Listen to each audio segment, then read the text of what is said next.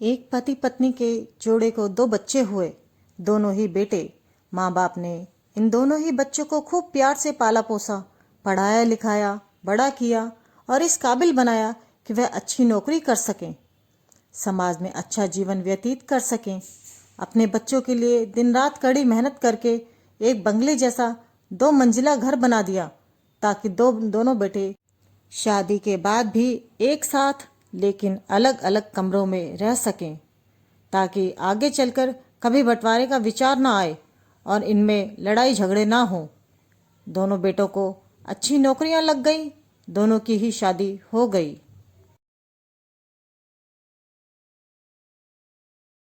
बड़ा बेटा जो घर के पहले माले पर रहता था, उसका एक बच्चा भी हुआ। पोते का मुंह देखकर दादा दादी बहुत खुश हुए। सब ठीक चल रहा था, लेकिन थोड़े ही दिनों बाद बूढ़े पति की मौत हो गई। जब तक पति जिंदा था, दोनों बेटे और बहू माँ का सम्मान किया करते थे। जैसे ही पति मर गया, दोनों बेटे और बहुएं हर दिन माँ की सेवा करना तो दूर, माँ को हर दिन खाना खिलाने के लिए भी राजी ना थे। दोनों बेटे और बहुओं ने एक मीटिंग की और तय किया कि माँ को खाना खिलाने की जिम्मेदारी बांट ली जाए, यानी कि 15 दिन बड़ा बेटा और 15 दिन छोटा बेटा माँ के खाने की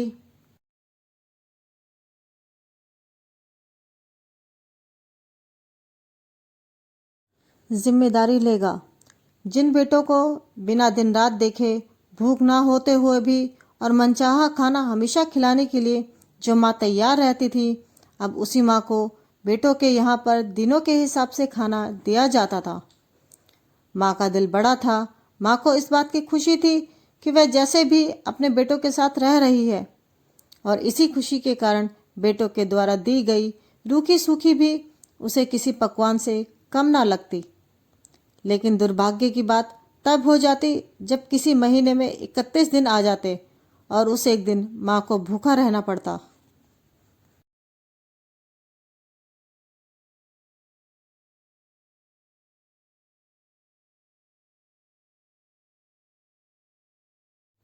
एक बार जब बड़े बेटे के यहाँ 15 दिनों तक खाना खाने की बारी चल रही थी, तब बड़ा बेटा अपनी बीबी और बच्चे के साथ कहीं बाहर किसी फंक्शन में जा रहा था।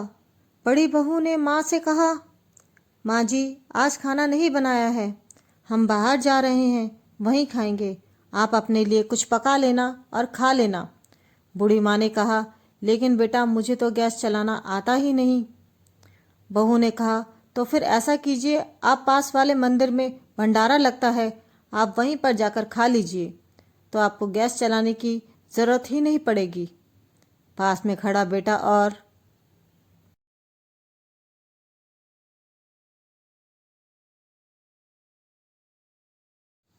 पोता ये सब सुन रहे थे, लेकिन कोई कुछ ना बोला।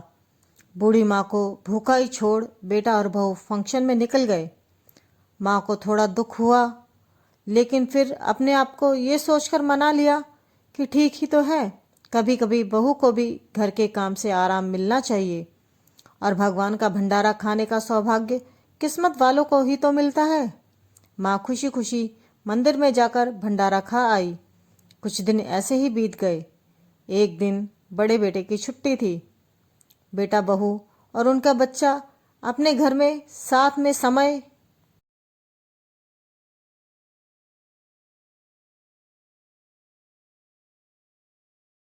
बिता रहे थे। माँ बाप छोटे बच्चे को पूछ रहे थे कि वह बड़ा होकर क्या बनना चाहता है और क्या करना चाहता है।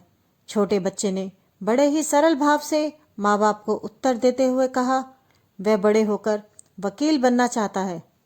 उसकी इच्छा इस घर से भी बड़ा एक घर लेने की है, लेकिन वह घर मंदिर के पास होना चाहिए। माँ बाप ने पूछा, घर के पास मंदिर क्यों होना चाहिए? तब बच्चा माँ बाप से कहता है, घर के पास मंदिर इसलिए होना चाहिए ताकि जब मैं बड़ा होकर किसी फंक्शन में बाहर जाऊं तो आप दोनों को ज़्यादा तकलीफ ना हो। मंदिर नज़दीक रहेगा तो आपको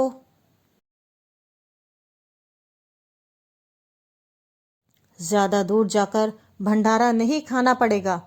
मासूम बच्चे का ऐसा जवाब सुनकर दोनों के पैरों तले से जमीन खिसक गई। उन्हें अपनी गलतियों का एहसास अब जाकर हुआ था, जो उनके 10 साल के बेटे ने पहले ही कर लिया था। दोस्तों, दुनिया में हर माँ बाप ये सोचकर अपने बच्चों को बड़ा करते हैं कि वह उनके बुढ़ापे की लाठी बनेंगे, ना कि वह लाठी बनकर उनके ही पीठ पर बरसेंगे। कर्म का चक्र निरंतर घूमता रहता है। दोस्तों, आज जो तुम दूसरों के साथ कर रहे हो, आगे चलकर तुम्हारे साथ वही होगा, ये तय है। इसलिए अपने माँ बाप की सेवा करें और उन्हें खुश रखें, ताकि तुम्हारे बच्चे बुढ़ापे में तुम्हारी सेवा करें और तुम्हें खुश रखें। दोस्तों, आपको हमारी ये कहानी कैसी लगी, कमेंट सेक्शन में कमेंट करके ज़रूर बताएं। कहानी अच्छी लगे तो इसे अधिक से अधिक लाइक और शेयर करें और चैनल को सब्सक्राइब करें।